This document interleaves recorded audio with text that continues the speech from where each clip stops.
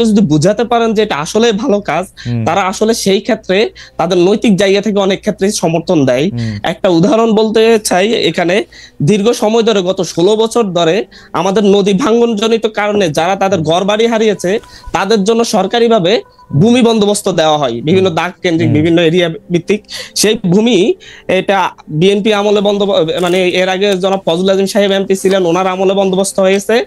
কিন্তু হচ্ছে এটা আওয়ামী লীগ বিএনপি দুইটা ভাগাভাগি করে সাধারণ মানুষগুলাকে কিন্তু হচ্ছে এই ভূমিগুলো বুঝিয়ে দেয় নাই।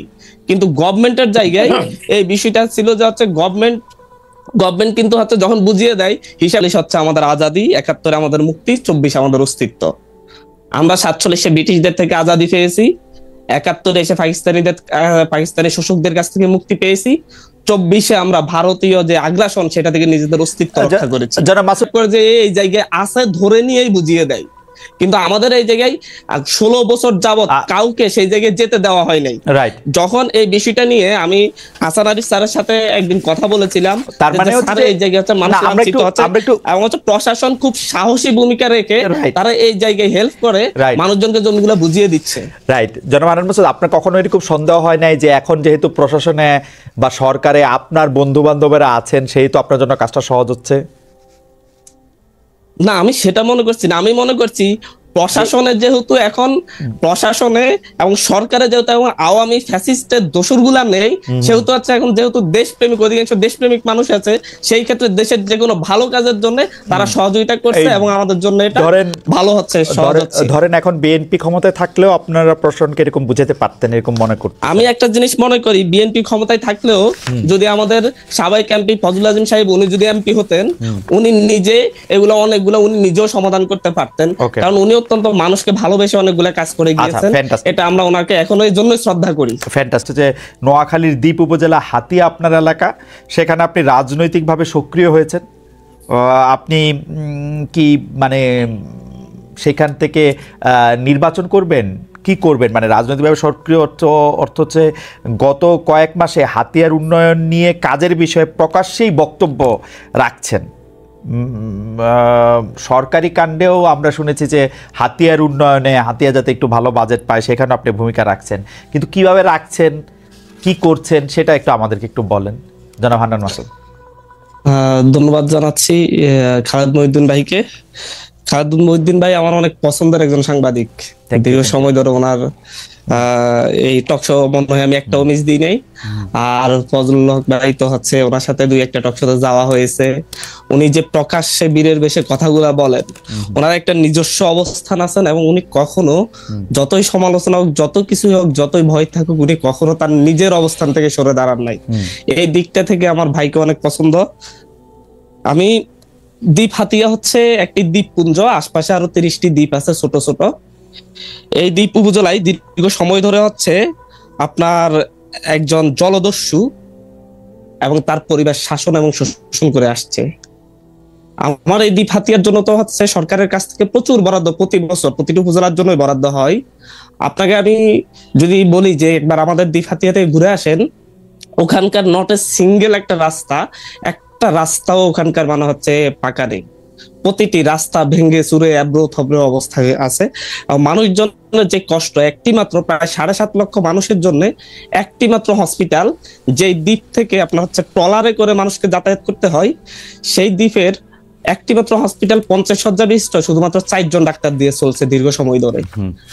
একই সাথে হচ্ছে ওই জায়গায় মানুষজন যে কতটা অবহেলিত, কতটা লাঞ্ছিত, আপনারা হয়তো কয়েকটা নিউজ দেখেছেন যে হচ্ছে সমুদ্র ভাড়া দেওয়া হয়। ওখানকার মানুষের প্রধান পেশা হচ্ছে জেলে, মানে হচ্ছে মাছ ধরা। তাদের কাছে সমুদ্র ভাড়া দেওয়া হয় যে এই জায়গায় অমুক একজন জেলেই মাছ ধরতে পারবে, সেই মাছ ধরতে হলে তাকে 20 লক্ষ টাকা 10 লক্ষ টাকা করে এভাবে দিতে হবে।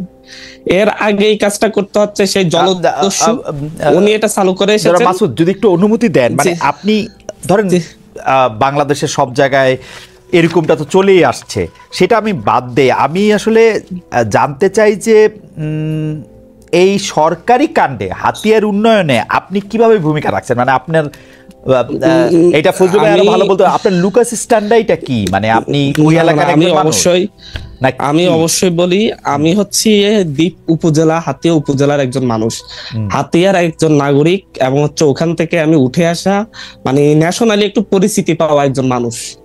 আমি এই আন্দোলনের মধ্যে দিয়ে একটু ন্যাশনালি পরিচিতি পেয়েছি, যার ফলে হচ্ছে হাতিয়ার একটি সংস্থা আছে, সমিতি আছে হাতিয়ার, যারা হচ্ছে সুশীল সমাজ শিক্ষিত জনগোষ্ঠী, ওনারা একটা সমিতি করেন, হাতিয়া দ্বীপ সমিতি। তো ওনারা সহ আমরা বিভিন্ন জায়গায় একটা টিম আকারে বিভিন্ন উপদেষ্টার কাছে, বিভিন্ন কাছে আমরা যাই, যাতে আমাদের হাতিয়ার জন্য এটা প্রয়োজন। এবং আমি ব্যক্তিগত জায়গা থেকে যদি কখনো কারোর সাথে দেখা হয়, আমি নিজেও বলি, আমি হাতিয়া থেকে ইলেকশন করার চিন্তা ভাবনা রেখেছি, যদি হাতিয়ার মানুষ এখন যেভাবে আমাকে আগ্রহ ভরে ছাড়ছে, কারণ দীর্ঘ সময় ধরে হাতিয়ার মানুষ কাউকে পাই নাই তাদের পাশে। এর আগে আমাদের সম্মানিত একজন এমপি ছিলেন জনাব প্রকৌশলী মোহাম্মদ ফজল আজিম সাহেব, উনি হাতিয়ার জন্য অনেকগুলো কাজ করেছেন, কিন্তু দুঃসময়ে হাতিয়ার মানুষের কখনো খোঁজ নিতে পারেন নাই, ওনার ব্যবসা বাণিজ্যে উনি ব্যস্ত ছিলেন, যার কারণে হচ্ছে হাতিয়াতে একটা নেতৃত্বের শূন্যতা তৈরি হয়েছে। সেই জায়গা থেকে হাতিয়ার মানুষ এখানে অনেক ধরনের অনেকেই নেতৃত্ব দেওয়ার চেষ্টা করছে, আছে। যদি হাতিয়ার মানুষ চাই, আমি সেই ক্ষেত্রে নির্বাচনে যাওয়ার জন্য প্রস্তুতি নিচ্ছি।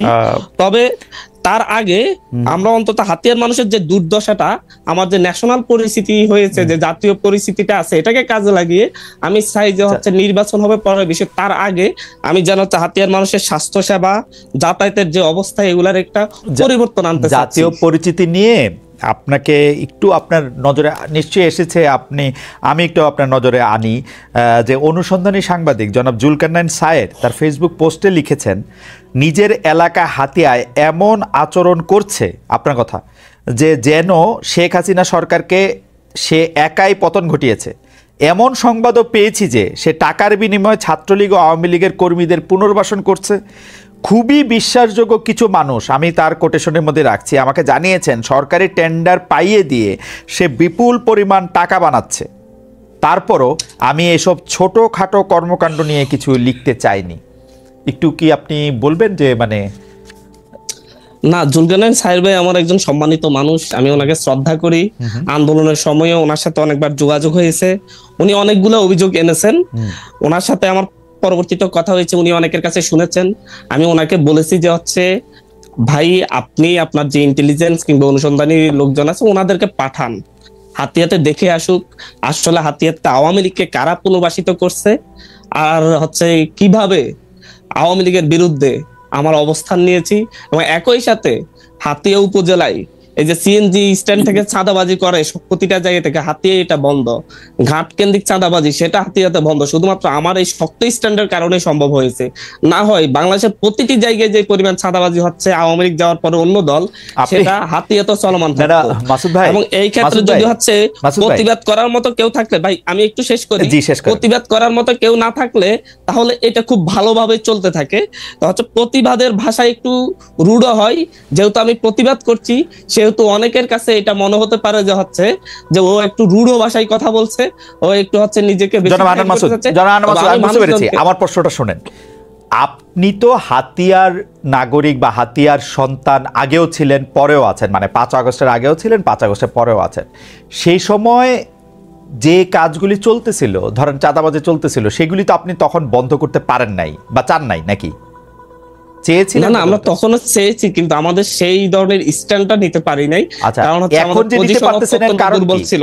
এখন নিতে পারতেছেন, এর কারণ হচ্ছে ন্যাশনাল পরিস্থিতির কারণে এই যে আমাদের বিভিন্ন বিশ্ববিদ্যালয়ের আমাদের যে পাবলিক বিশ্ববিদ্যালয়ের যে শিক্ষার্থীরা আছে, তারা আমাকে পুরোপুরি সাপোর্ট দিচ্ছে, এবং হচ্ছে তারা বিভিন্ন যে সামাজিক সংগঠনগুলো আছে, তারা আমাদের সাথে এসে একসাথে দাঁড়াচ্ছে।